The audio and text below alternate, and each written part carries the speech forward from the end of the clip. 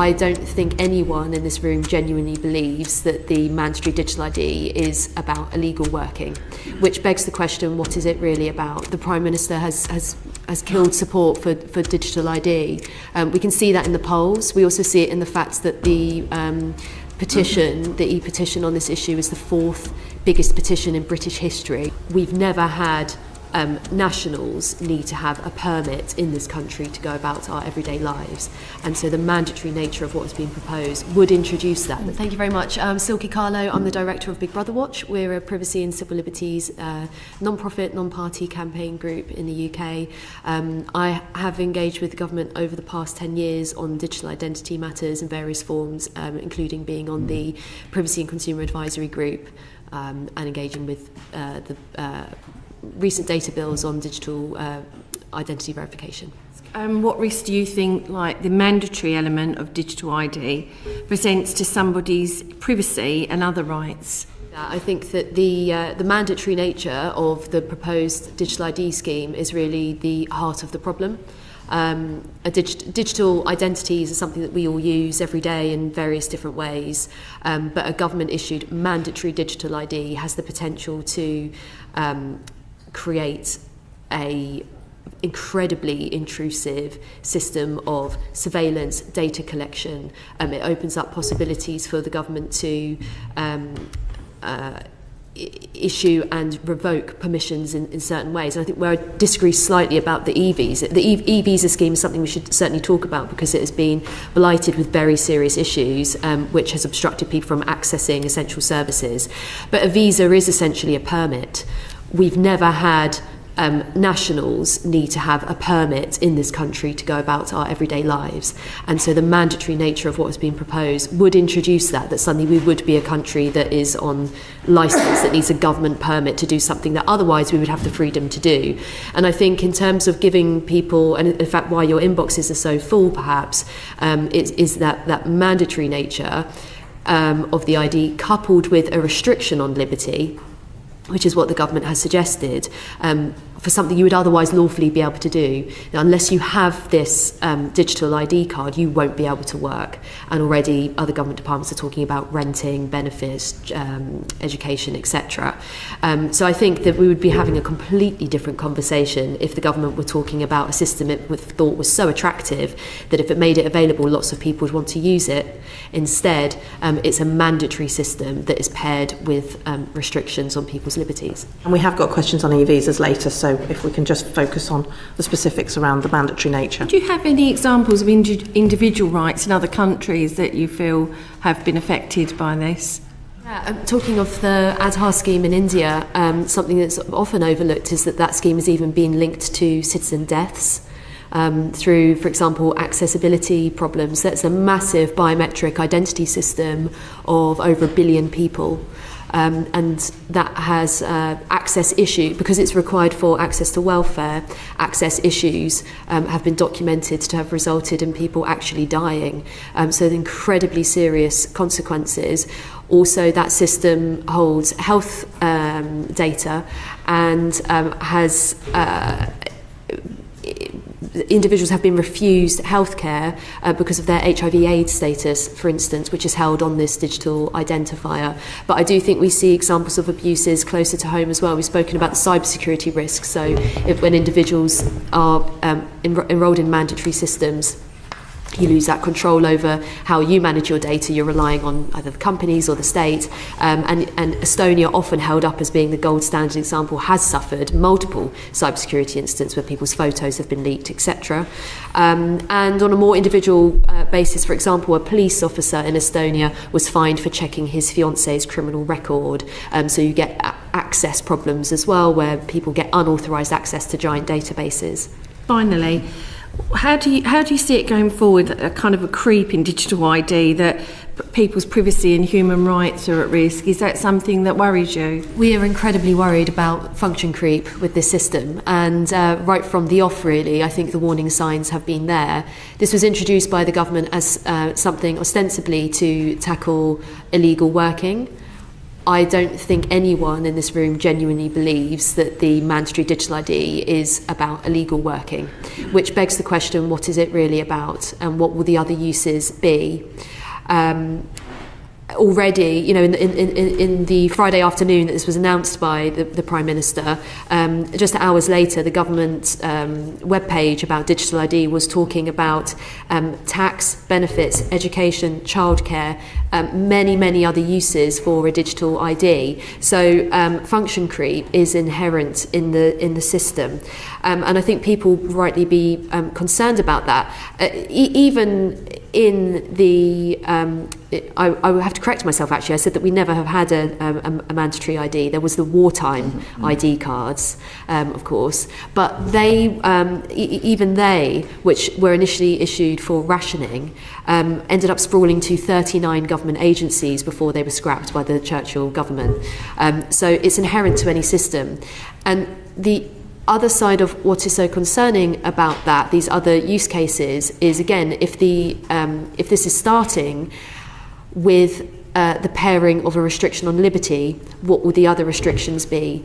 In many people's minds in this country, the most recent experience of a digital pass was the COVID pass, and in that case, there were restrictions placed on people depending on where you could go and what you could do based on your vaccination status, for example. So there we saw a digital identity system that had very sensitive data that then controlled where you could go and what you could do, and was also seen by many to be an attempt to influence decisions. Again, in that case, certain people couldn't work in health and social care, for example, if you didn't have the right vaccination status, so I think function creep is both inevitable and an overriding concern with this system. Gianmora. Thank you very much. The concerns that you've raised are ones which I know are sort of echoed by my constituents, and I do wonder what kind of safeguards might help reassure you and therefore my citizens about a digital ID scheme, which, you know, does have its advantages to it. And so, for example, I mean, can you think of examples which would help? And so, for example, we've talked about perhaps the option to delete all your data that's held by government at one time, or and I think this is the Estonian model, that, you know, each time your data is accessed, you have some kind of, you're told when your data is accessed, which isn't the case now. I mean, I don't know who in government's looking at my data. But do you think those would help reassure you and help reassure the public about a digital ID? I think that it's likely that the way that this announcement has been managed makes it irrecoverable for this government and potentially for the next 5 to 10 years. I'm afraid to say, I think the Prime Minister has killed support for digital ID. We can see that in the polls. We also see it in the fact that the petition, the e-petition on this issue, is the 4th biggest petition in British history, second biggest petition on a non-Brexit issue. Your constituents are up in arms about it, and I think it is because of that, the way that it's been introduced, the fact that no one really believes it's about immigration and it might be about something else. And how poorly explained the system has been. In that sense, it also makes it very difficult to recommend safeguards, because there isn't actually a policy here. There's been an announcement, and I've engaged with the government on digital ID issues, as I say, for a decade. I've spent many times in government offices with civil servants talking about how a system could be created. We have seen none of that reflected at all in what has happened over recent weeks with this announcement. There has been no detail. There is no substance. If we're talking about, in theory, what kinds of safeguards could any kind of theoretical digital ID system have, we could have a very long conversation about it. Certainly the starting point would be that it shouldn't be mandatory, that it should be optional. And that people can then take up a government-issued digital ID if they feel that it benefits them, that it should be something that they can exercise total control over, that they get to choose who sees their information, where, when, and for what purposes. And critically, as Ruth was saying as well, that we don't see a merging of government databases, which is a really big risk with digital ID systems.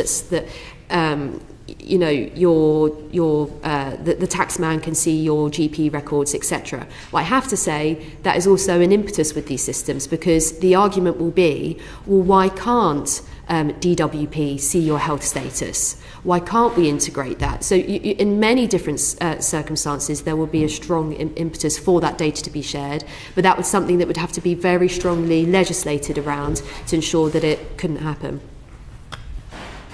Thank you. So I'm interested. So I have a background in the health service as a surgeon. So I'm interested in how the digital ID might link to the health record. You were talking about this just now, and it seems to me that if we could allow people ownership of their own health record, which was held digitally, that would give people agency over their own health care, and it would be an incentive for people to voluntarily take a digital ID, which would then be usable across different health agencies.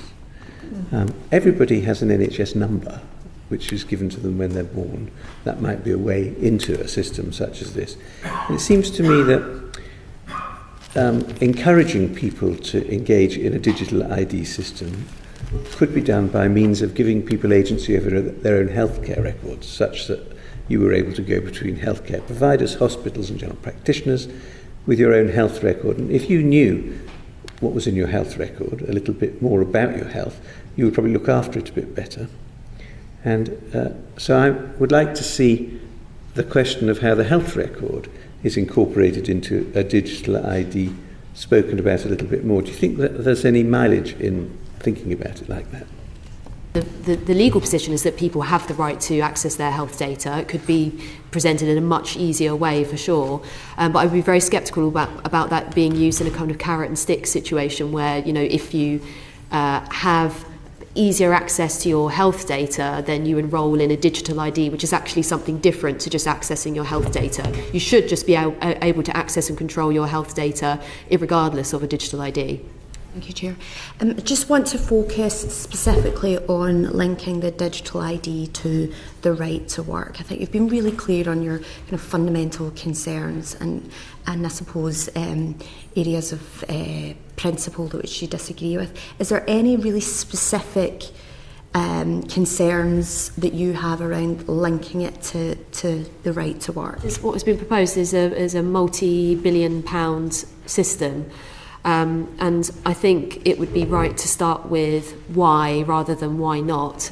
And I don't think it washes that a British passport is not British enough or good enough documentation to have the right to work, as people currently use, that instead you would need this new mandatory digital ID.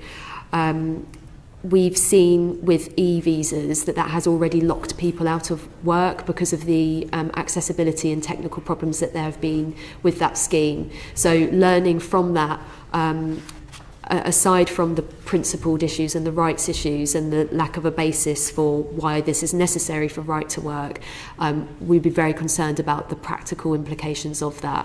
You know, and bearing in mind that it's everyone from.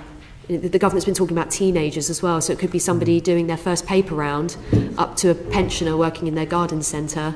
It's a massive, massive scope for who would then be forced into this mandatory digital ID scheme. Do you think there's any policy area in which digital ID would be justifiable in terms of supporting to help to enforce the law?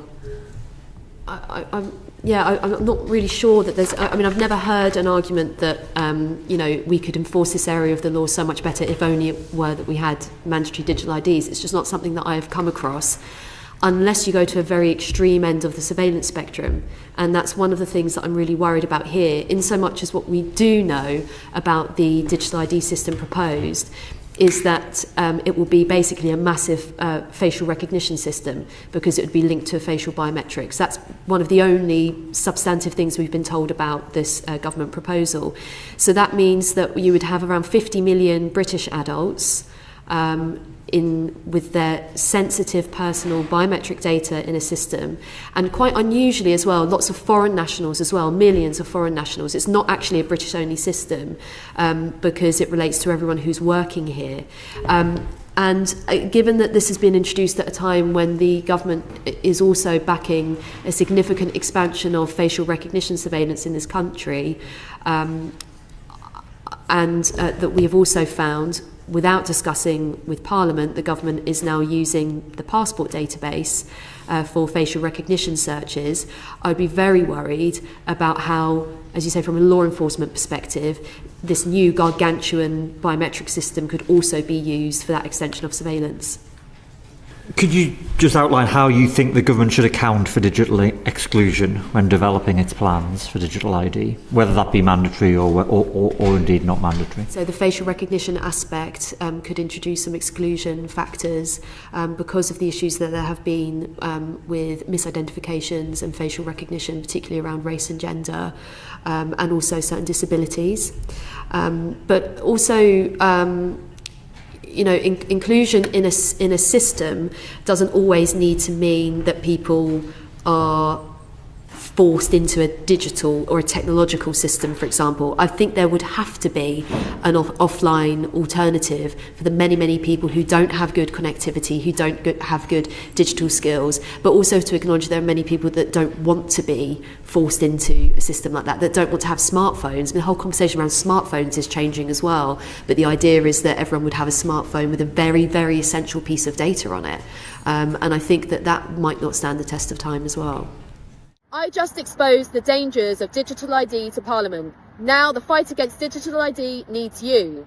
Head to notodigitaLID.co.uk to take action.